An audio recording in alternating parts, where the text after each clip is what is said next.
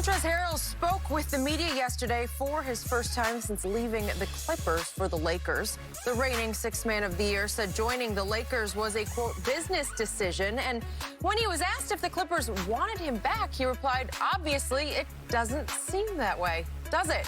Fox Sports NBA analyst Chris Broussard joins us now. So, Chris, what does this tell you?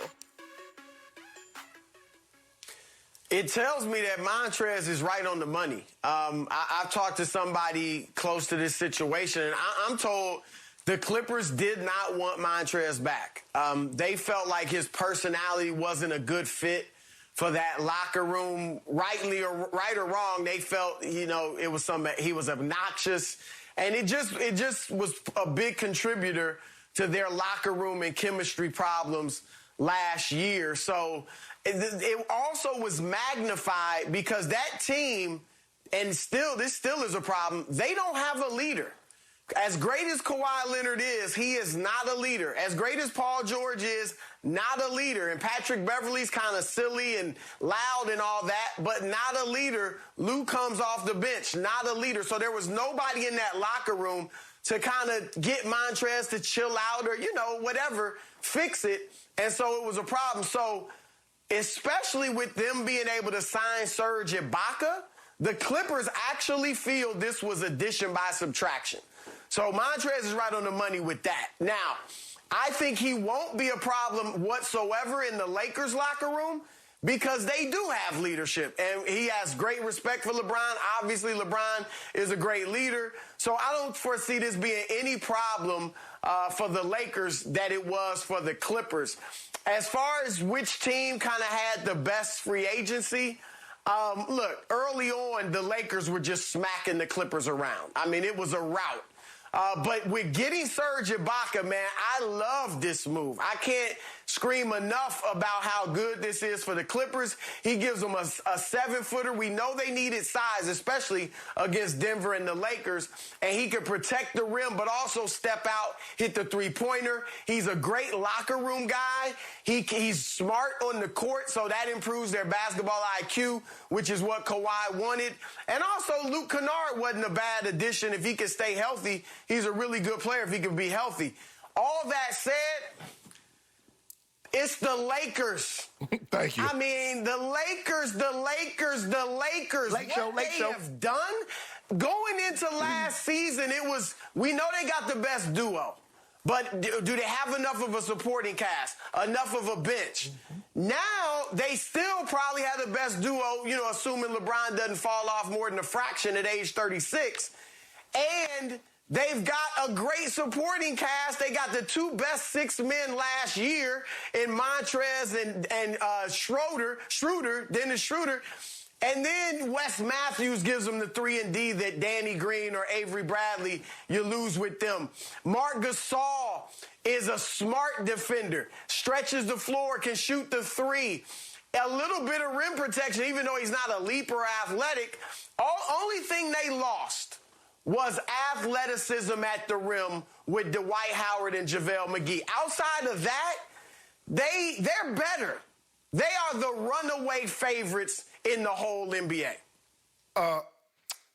Serge Ibaka was a great defensive player, but Chris, Serge Ibaka hadn't been All-NBA defensive since 2014.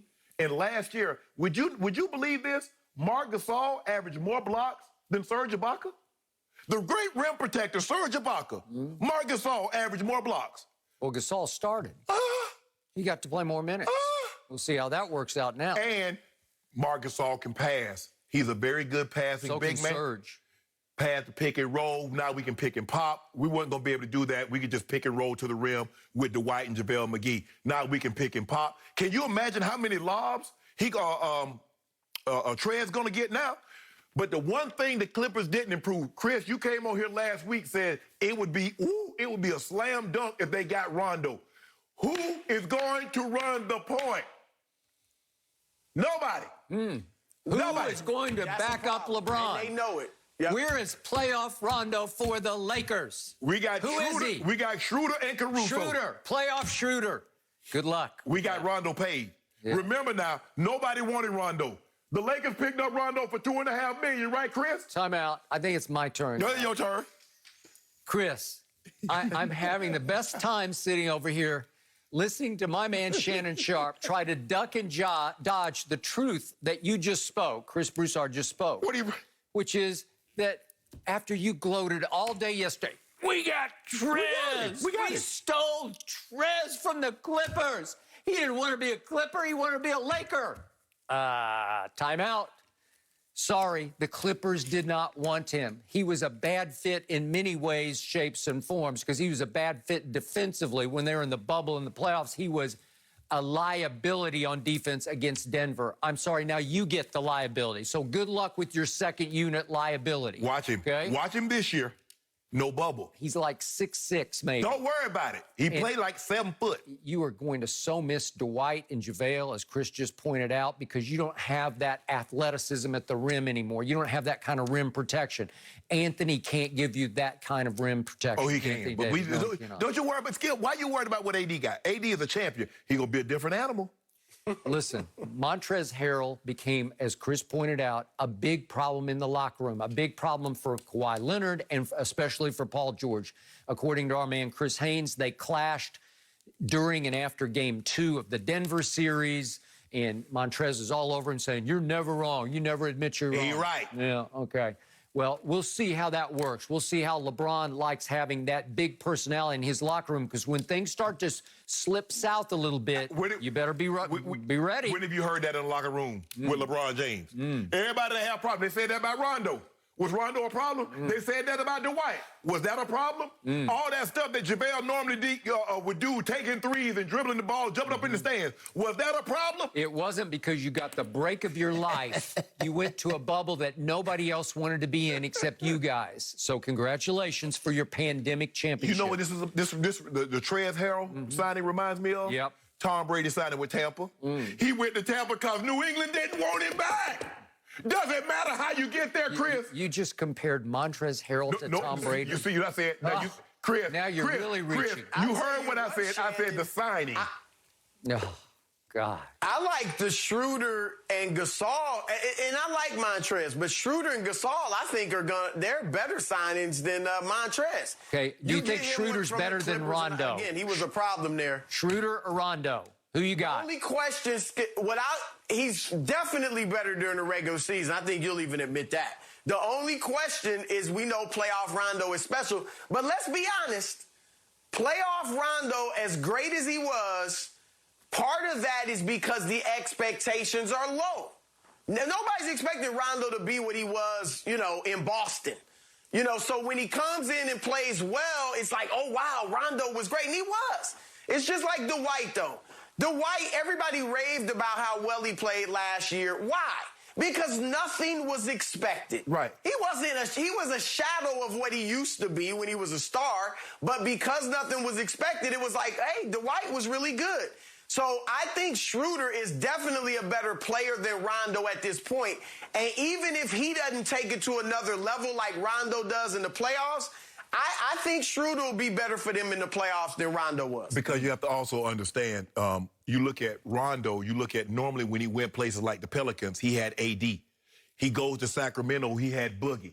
But you look at him in Dallas, how did that work out, Skip? So how is it going to look like? What is it going to look like in Atlanta? Who the big in Atlanta? Oh, Clint Capella. Oh, Clint Capella going to give you 20 and 20, huh? Or maybe John Collins. I love Rondo. We would love to have had him back. But you can't turn down the opportunity because, like I said, 15 million guaranteed, Skip. But I like where we are. But don't think we don't. We got a little something else too brewing. Yeah. We got something else brewing, Chris. We got something else brewing. Well, is it going to be called cap circumvention because you got no cap money left? But you know what? If it's a clutch clients don't count against the Laker cap. That's a new rule. Bird rights. It's the LeBron rule. Bird rights. LeBron rights, right? Clutch client, nope, doesn't count against well, cap. I want to know why. They building a juggernaut. I got to give them that.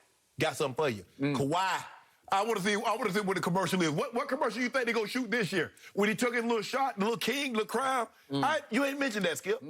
All the billboards. Are the billboards still up? Yep. Are the billboards still up? Kawhi time. It's your time to gloat. You got your cubic zirconia championship ring, and I'm happy for you. You got a huge break.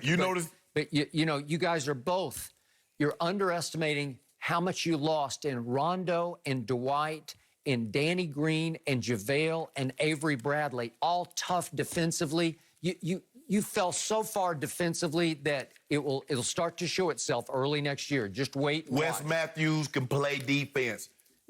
Did you see Bron?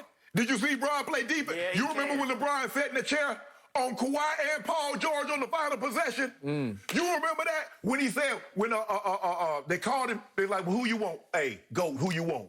I want him. He refused to address him by name. I want him. And locked him down. All I know is that Serge Ibaka was the #1 premier signing of the whole free agent period, and the Clippers got him. Well, he was. Chris. No, he you heard was. this man. Skip, you know, look, you know I was with you this year on the Clippers, but that ship has sailed. Right now, it's the Lakers. Laker, baby. It's Doc.